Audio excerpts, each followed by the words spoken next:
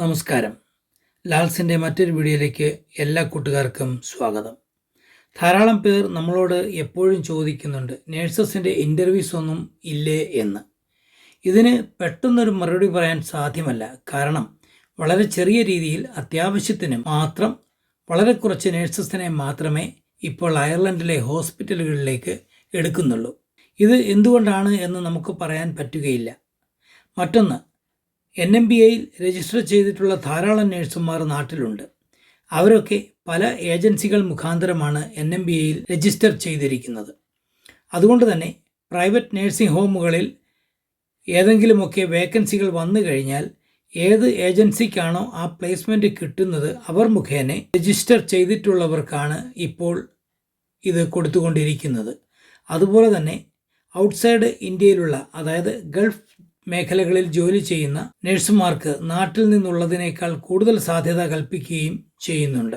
ഇതിൻ്റെ ഒരു കാരണം ഗൾഫ് എക്സ്പീരിയൻസ് ഉണ്ട് എന്നുള്ളതാണ്. കൂടാതെ പ്രൈവറ്റ് നഴ്സിംഗ് ഹോമുകളിലേക്കൊക്കെ വരുന്നവരുടെ കയ്യിൽ നിന്നും ധാരാളം പണം വാങ്ങിക്കൊണ്ടാണ് ഇങ്ങോട്ടേക്ക് കൊണ്ടുവരുന്നത്. എൻ്റെ ഒരു ചെറിയ സംശയം, ഇൻ്റർവ്യൂ ഒന്നും നടക്കുന്നില്ല. രജിസ്ട്രേഷൻ ചെയ്തിട്ടുള്ളവർക്ക് ഒരു വർഷത്തിനകത്ത് അയർലൻഡിൽ വന്നു ചേർന്നില്ലെങ്കിൽ ആ രജിസ്ട്രേഷൻ വീണ്ടും പുതുതായി ചെയ്യേണ്ടിയും വരുന്നു. അവിടെയും ഈ കാൻഡിഡേറ്റ്സിന് പണം നഷ്ടമാണ്.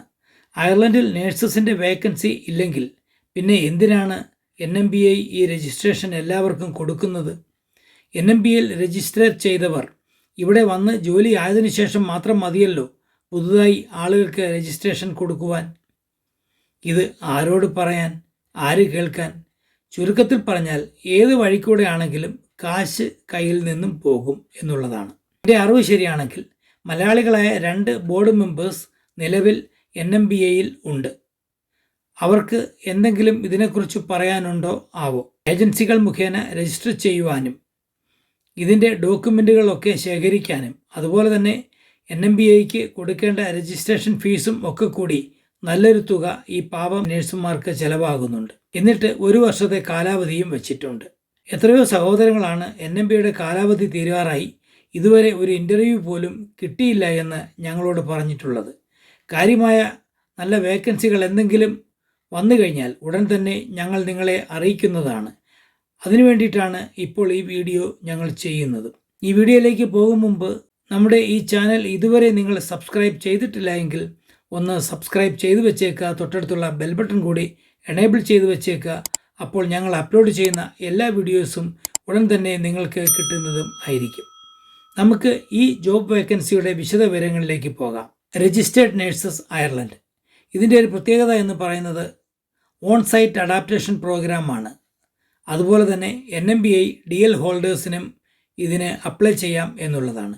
കൂടാതെ രജിസ്ട്രേഷൻ ആപ്ലിക്കേഷൻ പ്രോസസ്സ് ചെയ്തുകൊണ്ടിരിക്കുന്നവർക്കും ഇതിന് അപ്ലൈ ചെയ്യാവുന്നതാണ്. മെഡിക്കൽ ആൻഡ് സർജിക്കൽ ഡിപ്പാർട്ട്മെൻറ്റിൽ കുറഞ്ഞത് 3 വർഷമെങ്കിലും എക്സ്പീരിയൻസ് ഉള്ളവർക്ക് അപ്ലൈ ചെയ്യാവുന്നതാണ്. ഈ എക്സ്പീരിയൻസ് ഒരു 100 ബെഡ് എങ്കിലുമുള്ള ഹോസ്പിറ്റലുകളിൽ ആയിരിക്കുകയും വേണം. നമ്മൾ നേരത്തെ സൂചിപ്പിച്ചതുപോലെ തന്നെ മിഡിൽ ഈസ്റ്റേൺ എക്സ്പീരിയൻസ് ഉള്ളവർക്ക് അതൊരു അഡ്വാൻറ്റേജ് തന്നെയാണ്. IELTS അല്ലെങ്കിൽ OETയുടെ വാലിഡിറ്റി 2026 പകുതി വരെയെങ്കിലും ഉണ്ടായിരിക്കുകയും വേണം.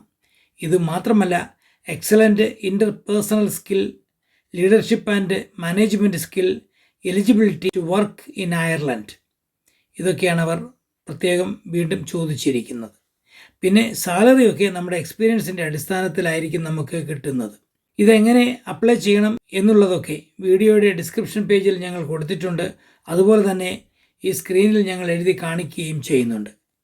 കൂടുതൽ വിവരങ്ങൾ അറിയേണ്ടവർ സ്ക്രീനിൽ കൊടുത്തിരിക്കുന്ന ഇമെയിൽ ID അല്ലെങ്കിൽ ഫോൺ നമ്പറിലേക്ക് വിളിച്ച് ചോദിക്കാവുന്നതാണ്. ഈ വീഡിയോ നിങ്ങൾക്ക് അയർലൻഡിലേക്ക് വരാൻ കാത്തിരിക്കുന്ന മെഡിക്കൽ ആൻഡ് സർജിക്കൽ എക്സ്പീരിയൻസ് ഉള്ള എല്ലാവർക്കും ഷെയർ ചെയ്തു കൊടുക്കുക. അതുപോലെ തന്നെ അങ്ങനെയുള്ളവർക്ക് ഉപകാരപ്പെടുകയും ചെയ്യട്ടെ. മറ്റൊരു വീഡിയോയുമായി വീണ്ടും കാണും വരെ നന്ദി, നമസ്കാരം.